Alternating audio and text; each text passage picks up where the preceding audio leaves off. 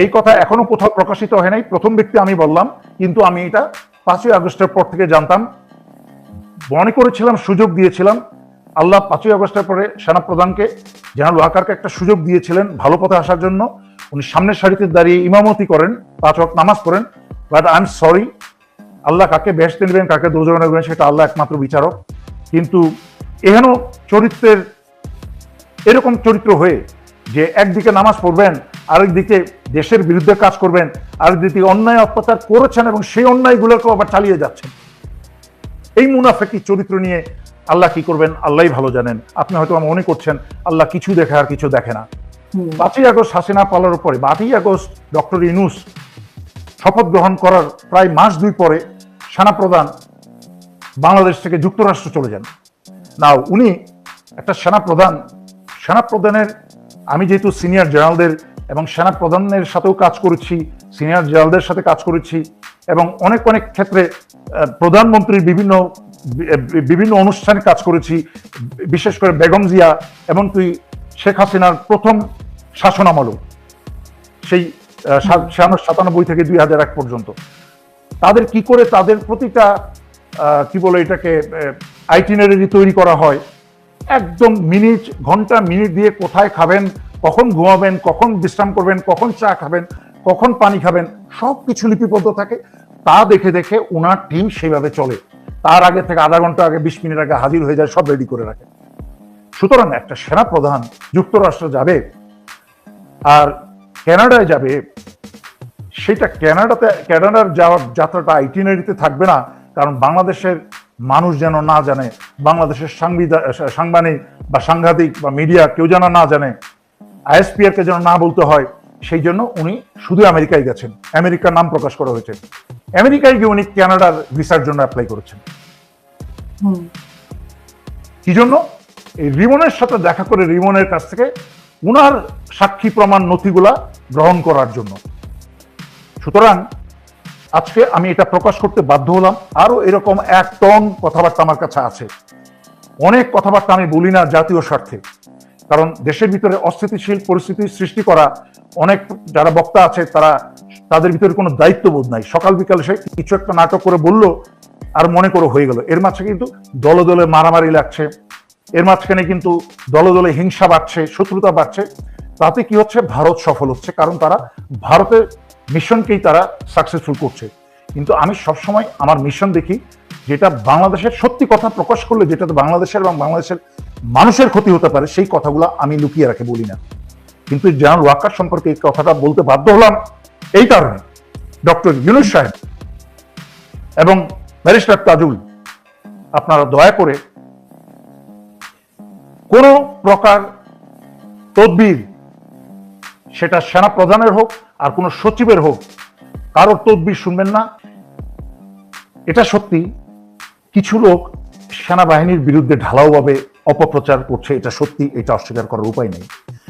এবং আমি একজন অবসরপ্রাপ্ত সেনা অফিসার হলে কিন্তু আমি এই সেনাবাহিনীর একজন সদস্য ছিলাম, এখনো কিন্তু সরকারি কাগজে পত্র এই সেনাবাহিনীর একজন অবসরপ্রাপ্ত কর্মকর্তা। সুতরাং সেনাবাহিনী সম্পর্কে কেউ যদি গালিগালাজ করে, নোংরা ভাষায় বিনা কারণে বেশি বাড়িয়ে অতিরঞ্জিত করে, অথবা যেই সেনাপ্রধান, আমার পিএনজি এখনো তুলে নাই, যেই সেনাপ্রধান কি বলে এটাকে আওয়ামী লীগ পুনর্বাসনের কাজ করে যাচ্ছে, সেই সেনাপ্রধানকে অথবা সেনাপ্রধান পদটাকে অথবা সেনাপ্রধানের কারণে সমগ্র সেনাবাহিনীকে নিয়ে যারা গালিগালাজ করে, তাদের এরকম এহেন জঘন্য কাজের প্রতি আমি কি বলে এটাকে ঘৃণা জানাই, প্রতিবাদ জানাই, এবং আমি তাদেরকে উপদেশ দেব সভ্য হওয়ার জন্য। অসভ্যভাবে একটা কথা বললে একটা সত্যি কথাও কিন্তু শক্তিশালী হয়ে যায় না।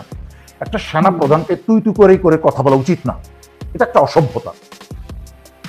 তো এটা একটা শিক্ষিত লোক যার ভিতরে সভ্যতা আছে, পারিবারিক সভ্যতা আছে, চিন্তা। একটা সেনা প্রধানকে বুঝতে হবে, সেনা প্রধান কিন্তু একটা ব্যক্তি না, এটা একটা পদ। একটা রাষ্ট্রীয় সর্ববৃহৎ প্রতিষ্ঠানের একটা পদ হচ্ছে সেনা প্রধান। এখন তার পিছনের ব্যক্তিটাকে প্রতি 3 বছর পর পর বদলায়, কখনো কখনো একবার এসে এলপিআর থেকে এসে অবসর থেকে এসে আবার সেনাপ্রধান হয়েছে। ব্যক্তিটাকে আপনি ওয়াকার বলে যদি একটা গালি দেন এক জিনিস, আর সেনাপ্রধান, তারপরও আমি যে এত বছর ধরে হাসিনার বিরুদ্ধে এত কথা বলেছি, আমি কি হাসিনাকে তুই তুই করে বলেছি? তাকে কোনো অশ্লীল গালি দিয়ে বলে আমি বলেছি খুনি, ব্যাংকচোর, ভোট ডাকাত, যেগুলো সত্যি। যেহেতু বাংলাদেশে যারা ভারতের গোলাম আছে, এরা তো হচ্ছে ভারতের পা চাটে। ভারতের নির্দেশ না পাওয়া পর্যন্ত কিন্তু এরা কোনো জিনিস গুরুত্ব সহকারে নেয় না, কারণ এদের মাঝখানে কোনো চিন্তা শক্তি নেই। এদের মাঝখানে আছে কুচিন্তা। যারা কুচিন্তা এবং শয়তানি চিন্তা করে, তাদের মাঝখানে কোনোদিন সুচিন্তা কাজ করে না। আর যাদের মাঝখানে সুচিন্তা কাজ করে না, তারা কোনোদিন গঠনমূলক চিন্তা করতে পারে না। সুতরাং যারা বাংলাদেশে ভারতের দালাল আছে, এরা হা করে তাকিয়ে থাকে তাদের বাপ ভারত কখন নির্দেশ দিবে, তারপরে তারা সিরিয়াস হবে এই ব্যাপারে। শিবিরের বিজয়ের পরেই কিন্তু ভারতের মাথা গরম হয়ে গেছে।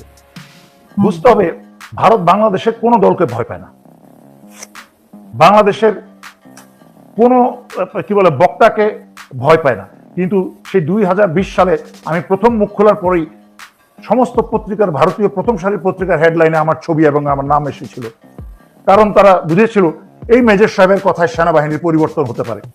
আল্লাহর রহমতে, নবীজির দোয়ায় সেই পরিবর্তনটা কিন্তু হয়েছে। তো তারা বুঝতে পারে যে কার কথাটা কতটুকু শক্তিশালী, কার কাজটা কতটুকু শক্তিশালী আল্লাহর রহমতে। সুতরাং এই ভারত জানে যে ইসলামিক শক্তি, যাদের আল্লাহর উপর আস্থা আছে, যারা পূর্ণ ইমানদার না হতে পারে, ইমানদার কে কত পার্সেন্ট সেটা জাজ করার মালিক একমাত্র আল্লাহ। কিন্তু আমি যেটা বলছি, আমি ধর্মীয় কথা বলছি না, আমি সাধারণ দৃষ্টিতে কথা বলছি। কারণ যেখানে ইমানের প্রশ্ন আসে, যেখানে আল্লাহর প্রতি একটা ভয় থাকে, অনেক বড় বড় পাপ কাজ থেকে বেঁচে থাকা যায়, যে আমি এই পাপ কাজটা করি কিভাবে।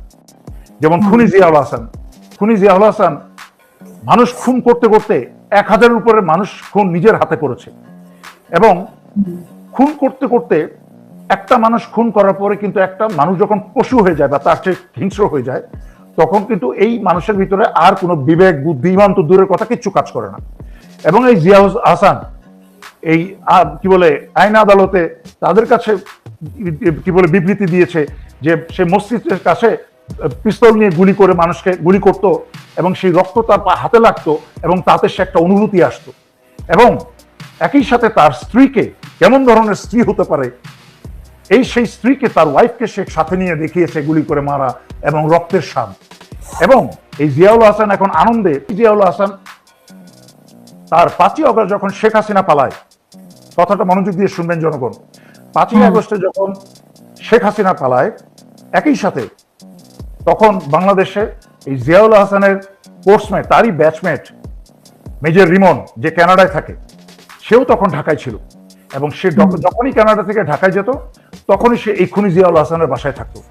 এবং তার সাথে এই রিমন একটা জাতীয় বাটপার, কানাডাতে সে বাটপার নামে পরিচিত।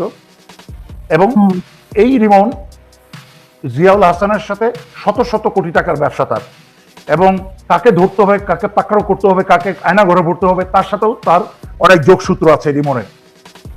5ই আগস্টে এটা সরাতে পারে না। 5ই আগস্টে যখন শেখ হাসিনা পালায়, তখন এই খুনি জিয়াউল হাসান তার হাতে শেখ হাসিনা থেকে আরম্ভ করে, জেনারেল ওয়াকার থেকে আরম্ভ করে, তার অধীনে ওই সময় যত সেনা প্রধান, বড় বড় জেনারেল, সিভিল প্রশাসনের যত বড় বড় সচিব, এদের যত কুকর্ম, যত হানি ট্র্যাপ, মানি ট্র্যাপ, এগুলো সমস্ত সাক্ষী প্রমাণ। কারণ তার কাজই ছিল এগুলা, টেলিফোনে আড়ি পাতা এগুলো করা। সে এইগুলো হাসিনা থেকে আরম্ভ করে সবার সাক্ষী সে নিজের হাতে রিমনের কাছে হস্তান্তর করে 5ই আগস্ট রিমনকে বাংলাদেশ বিমানবন্দর দিয়ে আবার কানাডায় পালাতে সাহায্য করে। রিমনের কাছে হাতে সকল সেনাপ্রধান থেকে আরম্ভ করে সকলের আকাম কুকামের নথিপত্র রয়ে গেছে, যেন খুনি জিয়াউল হাসানকে এই আন্তর্জাতিক ট্রাইব্যুনাল যেন তাকে ফাঁসি না দিতে পারে, বিচার না করতে পারে। কারণ যতদিন রিমনের হাতে এবং আরো কয়েকজনের হাতে এই সাক্ষী প্রমাণ থাকবে, ততদিন জেনারেল ওয়াকার এবং অন্যান্য বড় বড় সচিবরা বিচার প্রক্রিয়ায় বাধা দিবে এবং তাকে ফাঁসি থেকে দূরে রাখবে। এই বরখাস্ত খুনি জিয়াউল হাসানের যথেষ্ট সাক্ষী প্রমাণ এবং তার নিজস্ব বয়ান দেওয়া হয়েছে, বহু সাক্ষী আছে, তার স্ত্রী পর্যন্ত গায়ে রক্ত ছিটে, দুজন মিলে, স্বামী স্ত্রী মিলে। চিন্তা করেন কতটুকু কঠিন হৃদয় হতে পারে। আল্লাহ তাদেরকে সন্তান দেন নাই, যাদের সন্তান দেন নাই আল্লাহ তাদের মন তো আরো নরম থাকার কথা। আমি 2020 সালে একটা ভিডিওতে আমি এই জিয়াউলকে বলেছিলাম, জিয়া তোমাকে তো আল্লাহ সন্তান দেন নাই, তোমার মন তো আরো নরম থাকার কথা, তুমি অন্যের সন্তানদের মা বাবাকে কিভাবে তুমি গুম করে হত্যা করো? একটু কথা তাদের বুকে ঢুকে নাই। আমাকে 3-4 বার ফ্রেন্ড রিকোয়েস্ট পাঠিয়েছিল ফেসবুকে, আমি গ্রহণ করি নাই। আর তারপরে তার ওই যে ব্যবসায়িক এবং খুনের পার্টনার রিমনের মাধ্যমে খোঁজ খবর নিত, আমি কি করি, কানাডায় কোথায় চলাফেরা করি, এই করে সেই করি। আমার সামনে আমাকে দেখলে রিমন আবার চোরের মতো মাথা নিচে করে কথা বলে, ভয় থাকে যে কখন কি করে বসি। তো আজকে বিরোধীশে কাজ করেছে এবং আমি এই রিমনকে জনগণ ক্ষমা করে দিবে যদি রিমন খুনি জিয়াউল হাসানের সকল সাক্ষী প্রমাণ এই আন্তর্জাতিক ট্রাইব্যুনাল, যে এই আন্তর্জাতিক ট্রাইব্যুনাল ব্যারিস্টার তাজুলের হাতে তুলে দেয়, তাহলে আমি রিমনকে জনগণের পক্ষ থেকে জনগণকে অনুরোধ করব রিমনকে ক্ষমা করতে।